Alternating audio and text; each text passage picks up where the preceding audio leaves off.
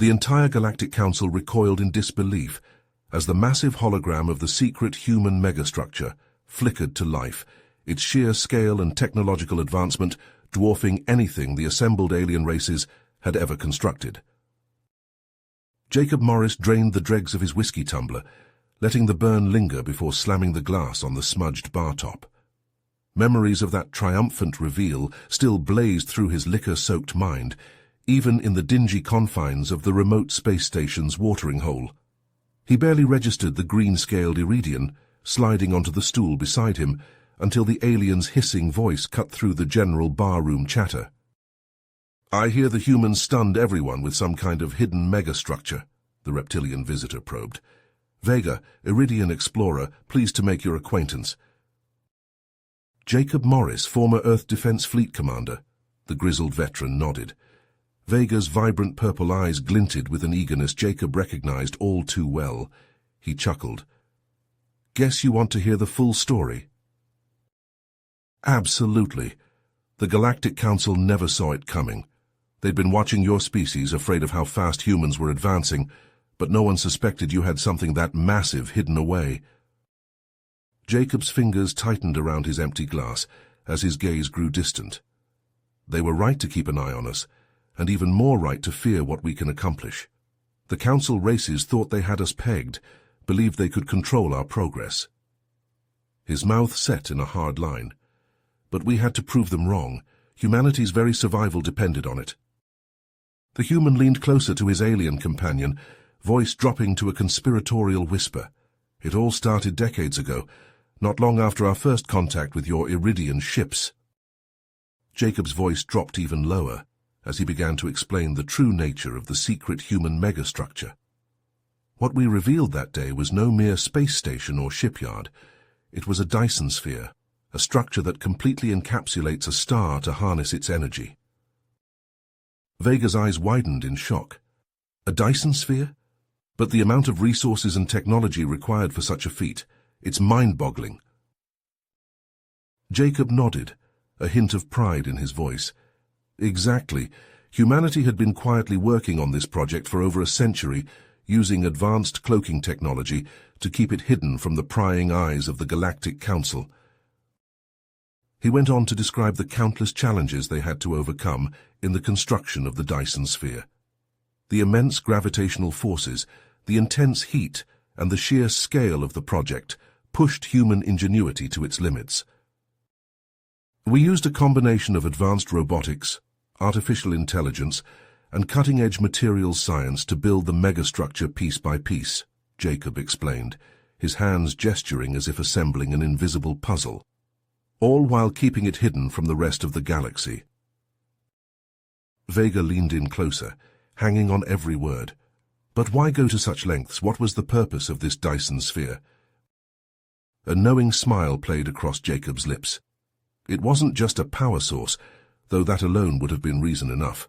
The Dyson sphere was also a hub for advanced research and development, housing some of humanity's greatest scientific minds. The Iridian explorer sat back, marveling at the audacity and brilliance of the human race. "I can't even begin to imagine the breakthroughs and discoveries made within such a facility." Jacob's eyes narrowed as he recalled the fateful day the Iridian probe discovered their secret. He drained his glass and gestured for a refill before continuing his tale.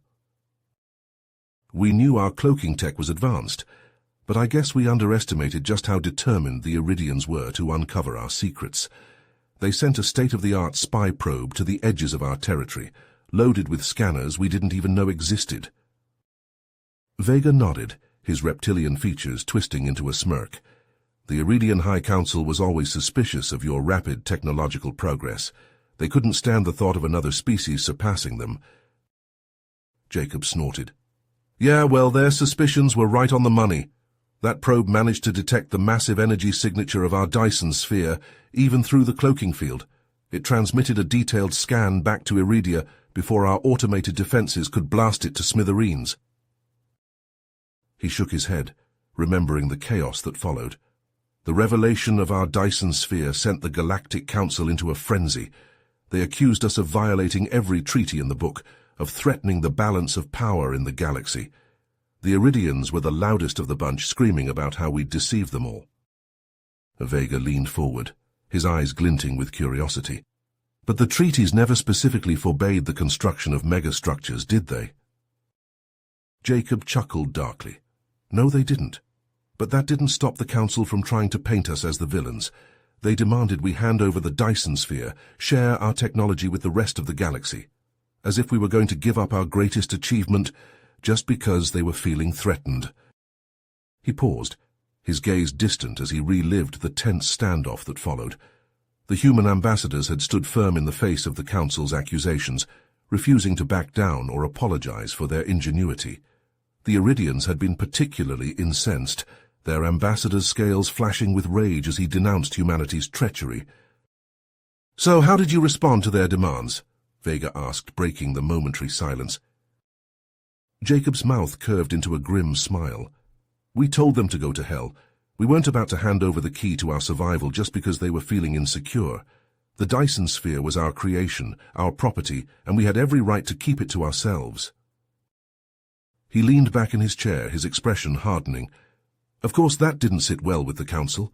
They started making threats, hinting at sanctions, and even military action if we didn't comply. But we called their bluff. We knew they couldn't risk an all-out war with us, not with the technological edge we had over them. Vega's eyes widened at the thought of the Galactic Council backing down from a fight. That must have been a tense moment. "I have no idea," Jacob said, his voice low and intense. "But we weren't about to let them bully us into submission. The Dyson Sphere was more than just a power source or a research hub. It was a symbol of human ingenuity, of our determination to forge our own path in the galaxy. And we were ready to fight tooth and nail to protect it, no matter the cost." He fell silent, his gaze boring into Vega's as if daring him to challenge the righteousness of humanity's stance. Vega's eyes narrowed as Jacob took another swig of his whiskey. The old commander wiped his mouth with the back of his hand, before continuing. Ambassador Novak stood tall before the Galactic Council, her voice unwavering as she addressed their accusations.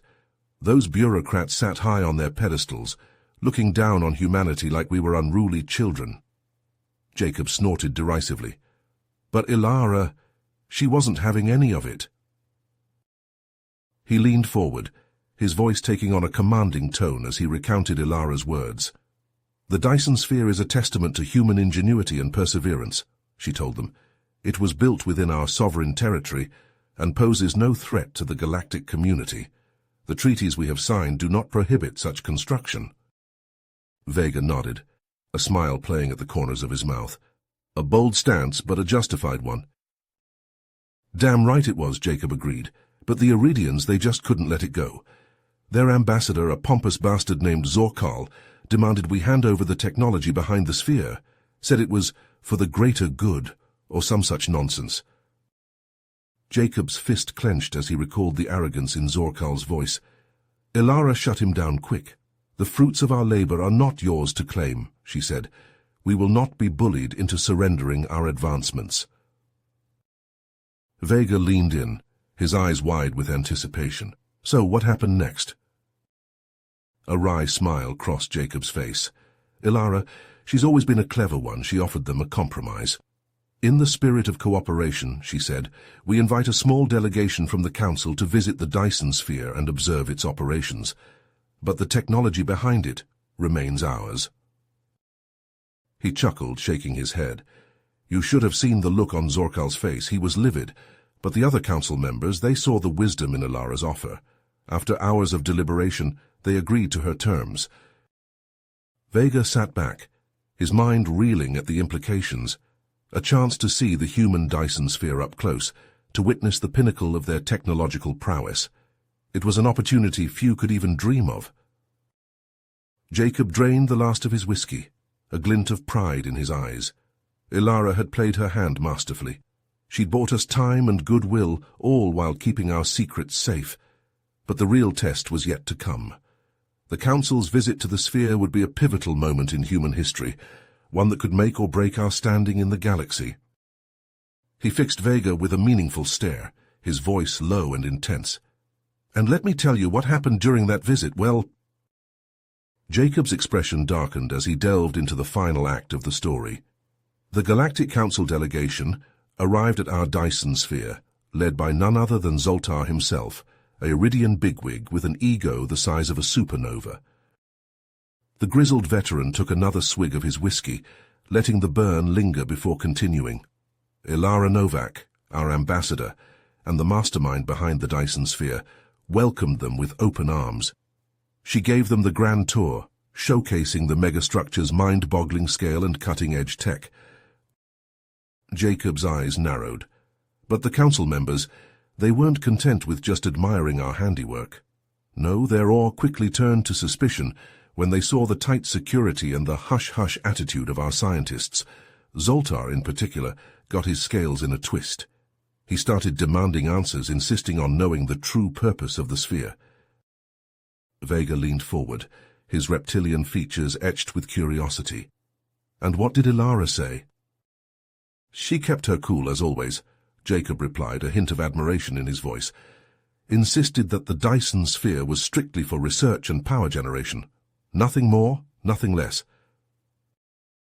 He paused, his grip tightening on his glass. But then all hell broke loose, alarms blaring, security rushing the delegation to a safe room. Turns out a group of human extremists had infiltrated the sphere, dead set on sabotaging the facility. They couldn't stand the thought of sharing our secrets with the alien races. Jacob's voice grew somber. In the chaos, Zoltar and a few other council members got caught in the crossfire. The extremists gunned them down before our security forces could neutralize the threat. Vega's eyes widened in shock. That's horrific. I can't even imagine the fallout. It was a goddamn nightmare, Jacob admitted, his gaze distant. The Iridians, they were outraged. Zoltar was their leader, their voice on the council. They pulled out of the Galactic Council, cut all ties with us. The other races, they didn't go that far, but they sure as hell started looking at us sideways. He shook his head, the weight of the past bearing down on him. And us. We were left to pick up the pieces, trying to salvage what we could of our reputation. But the damage was done. The Dyson sphere, once a testament to human ingenuity, became a symbol of the rift between our species and the rest of the galaxy. Jacob drained the last of his whiskey, the ice clinking against the glass as he set it down. He looked at Vega, his eyes filled with a mixture of regret and resignation. And that's why the humans and the Iridians are still at each other's throats. That damned megastructure meant to bring us together only drove us further apart. It's a bitter pill to swallow, but that's the reality of it. The veteran pushed himself up from his seat, his movements slow and deliberate. Anyway, I've talked your ear off long enough. I'd best be on my way. Vega nodded, still processing the weight of Jacob's tale. As the human made his way towards the exit, the Iridian called out, "Jacob, wait." The old commander paused, glancing back over his shoulder. "Yes?" "Thank you for sharing your story," Vega said, his voice sincere. "I know it couldn't have been easy reliving those memories, but it's important that the truth is known, no matter how painful it may be." A ghost of a smile flickered across Jacob's face. "You're right about that, Vega. The truth, it's a heavy burden, but one we've got to bear, for the sake of our future, and the future of the galaxy." With that, Jacob Morris, the man who had witnessed the rise and fall of humanity's greatest achievement, stepped out into the bustling space station, leaving Vega to contemplate the complex tapestry of galactic history and the role that one species, for better or worse, had played in shaping its course. You have reached the end of the story. If you enjoyed this story and want to support us, please leave a like and subscribe to our channel, and for every comment that says 88, I will heart every single one of them. Thank you for your time.